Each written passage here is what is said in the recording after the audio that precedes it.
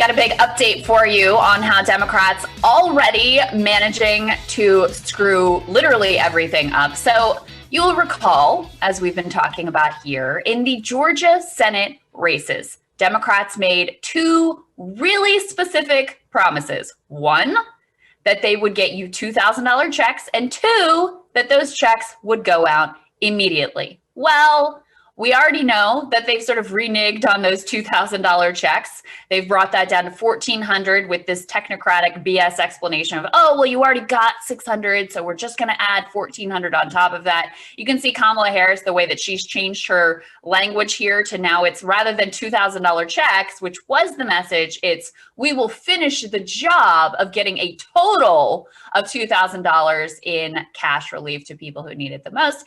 Well, now they're also apparently going back on their promise to get that lesser amount of cash out the door immediately. This is from Jake Sherman over now at Punchbowl. Democrats are apparently planning on waiting until March in order to get their relief bill together. What?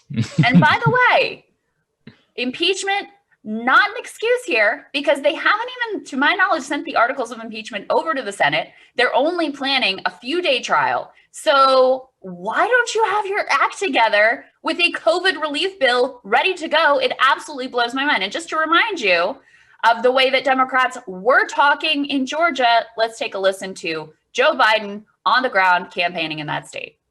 By electing John and the Reverend, you can make an immediate difference in your own lives, the lives of the people all across this country, because their election will put an end to the block in Washington on that $2,000 stimulus check, that money that will go out the door immediately, tell people who are in real trouble.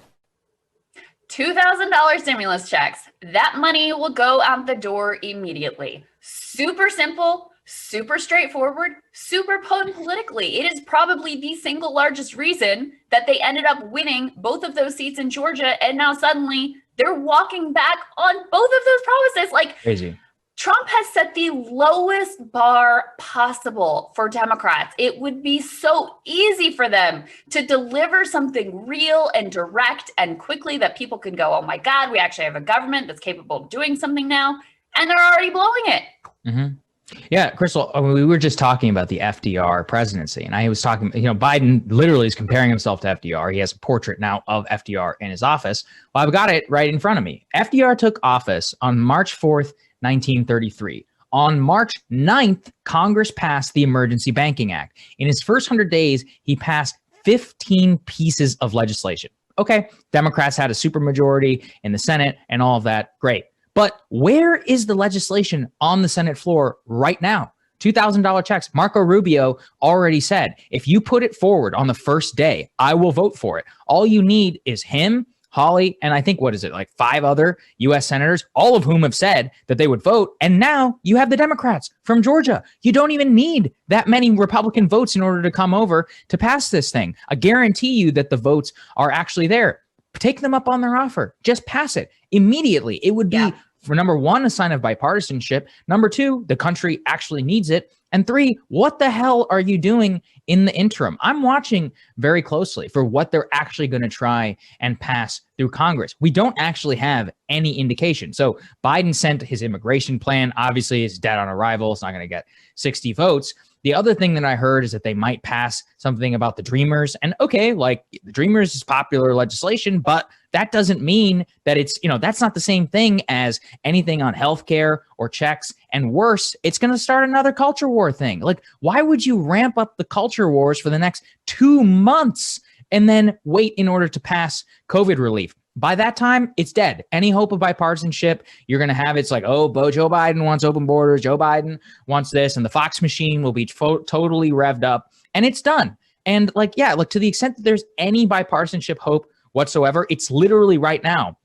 There's never been more goodwill for Joe Biden as president. He's probably never had a better opportunity. What the hell are they doing in Congress? Like, they need to send legislation on COVID relief immediately. Like yesterday, I was literally saying, like, keep them awake. Don't even let them go to sleep past the $2,000 check. If they can vote on nominations, they can vote for unanimous consent and pass a $2,000 check to every American citizen. Why wouldn't you want to begin your presidency that way? It's just completely insane. And this goes to a lack of urgency and attention on economic relief that we have seen through this entire crisis, because the vast majority, like 99% of the people in the House and in the Senate, are completely disconnected from the amount of pain that is out there right now, because it has been so bifurcated, because it has fallen so disproportionately on the poor and the working class, disproportionately Black and brown. Like, they are completely disconnected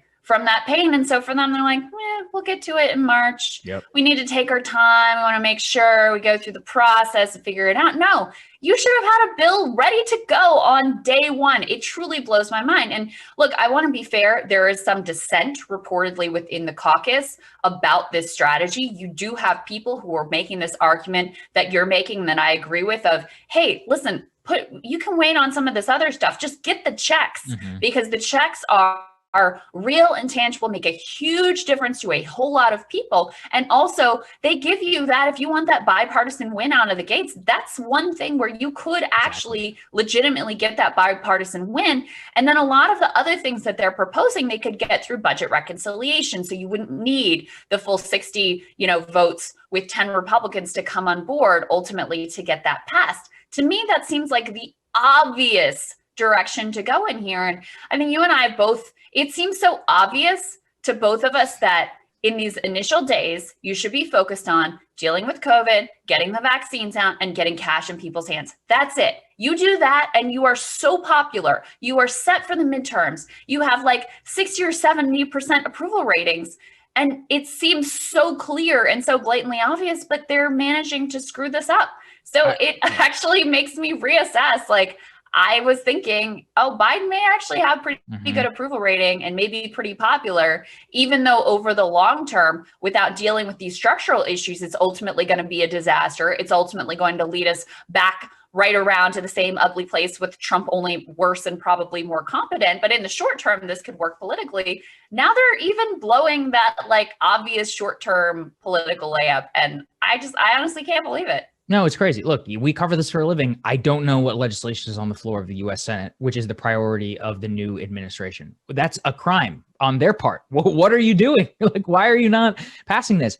Can you think of a better opportunity for a contrast to the Trump era? You pass a $2,000 check in like 24 hours, right? Hold an Oval Office ceremony, drag Marco Rubio and anybody else from the Republican side who voted for it, sign it, and give out pens to bipartisan, and put that picture on the front page of every newspaper in the country. People will be like, whoa, this is they actually passed something, work together. That would be the ultimate contrast to the Trump era. If you really want to go towards bipartisanship, and if Biden really does want to have 75% approval rating, he's pretty high right now. He's floating well, 68, but that's a soft 68 that can fall dramatically. Wait, turn up the culture war and see how fast that drops into the 50s, and you're right back into Obama territory, and then it's over. We're literally we're going to be ruled by executive order, as we both know, which is, not good enough in terms of trying to do major legislation. And I just think that, it's a tremendous mistake if they don't wise up. Now, look, maybe they will.